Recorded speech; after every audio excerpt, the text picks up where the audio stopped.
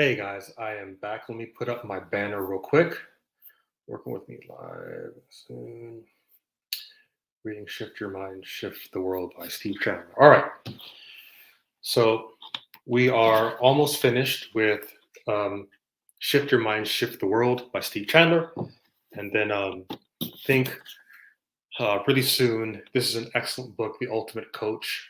This is about Steve Hardison by Amy Hardison and Alan D. Thompson. And this is a really long book, though. It's like, how long is this? Man, it's like 500 pages, 400 pages. Yeah. On second thought, maybe I will put off reading that. All right. I'm going to go ahead and get started, guys. It's going to be really short. I think I'm going to maybe read a chapter or two. We're on chapter 61. Where does my self concept come in? If I can see myself doing something based on my self concept, then my likelihood of doing it is almost guaranteed. It's a very logical thing. It's not some kind of new age concept or about self esteem and self aggrandizement.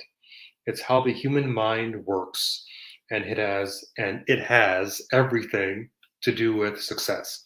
And by self concept, I don't mean the small egoic personality self. My self concept can be love and service in action. Let's say my self concept is profound service. From that energy, I can see myself easily talking to a powerful person, the new CEO of a large company I'd love to do business with. I'm in his building and I see him in the lobby, and so I immediately strike up a conversation. It was very easy to do because my self concept was such that I could see myself engaging him and having him become interested in my work. So it isn't long before he and I are talking. But what if my self concept has been different? What if I'd seen myself as my small self personality, socially inept around big business executives? Then I'd have just watched him in the lobby, not revealing who I was. I wouldn't have approached him because I wouldn't have been able to picture that. We hardly ever do what we can't picture ourselves doing. It's nearly impossible to do it. We only do what we instantaneously picture ourselves being able to do. So, for example, the reason I don't jump out of this window and fly is because I can't picture it working. I can only picture myself plummeting down to the earth and injuring myself, if not killing myself. That's because my self concept is such that I'm a human being without wings or any ability to fly. So I stay in the building. And when I leave by the stairs to the ground floor. Self concept is destiny. So whoever I am, to me, drives what I do throughout the day. Therefore, if I want to be able to do bigger and better things, then I want to start with my self concept. It's how I see myself. I need to enlarge it if I want to enlarge the results I'm getting in the world. That's the next mind shift. In one of my mastermind meetings, my good friend Lindsay Brady came in. Lindsay is a hypnotherapist who wrote a wonderful book about hypnosis and what it really is. He calls it perception. As he explained to our group and dramatically demonstrated through intriguing mental exercises we all did, when the mind sends the brain a picture, the body responds with the appropriate action to get a result. Any picture my mind, any picture My mind sends my brain of who I am and what I am committed to doing, I will do.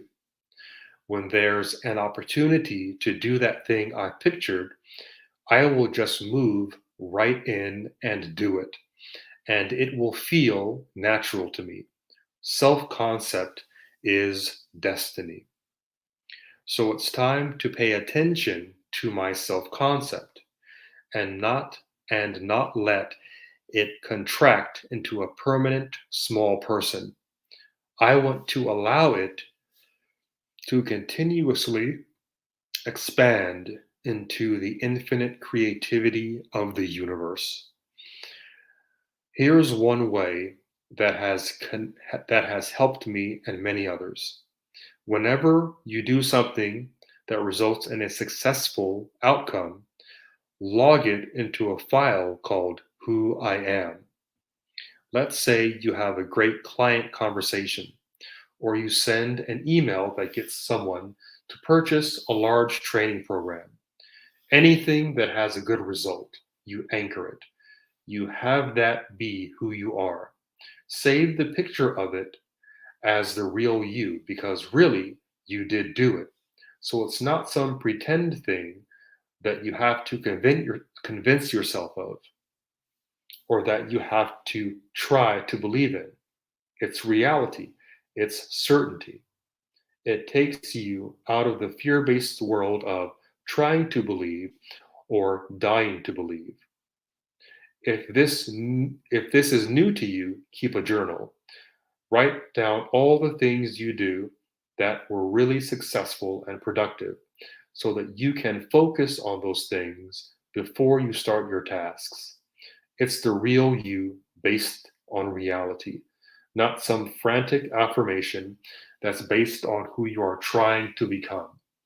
The problem with those future craving affirmations is that because because they are really just wishes, they only serve to remind you of who you are not. To strengthen your self-concept, it's important to keep noticing that you already are who you need to be. That's the only productive starting point there can ever be. Review your journal before you start a conversation with someone that you want a result to come from.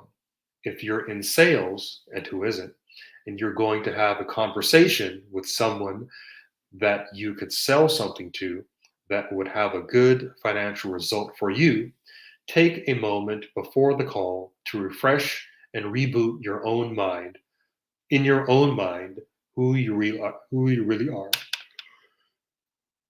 Profound service and loving kindness. You'll feel a shift from fear to reality.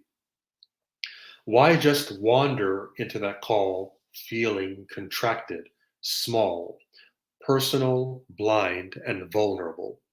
Most people do that. Here goes nothing. But why do you want to do that? Do you want to carry in some lingering negative feeling from a bad event that happened a few minutes ago? An event that had you feeling down on yourself? If you see yourself in this moment as a rather incompetent, depressed person, you are not going to make much of a connection.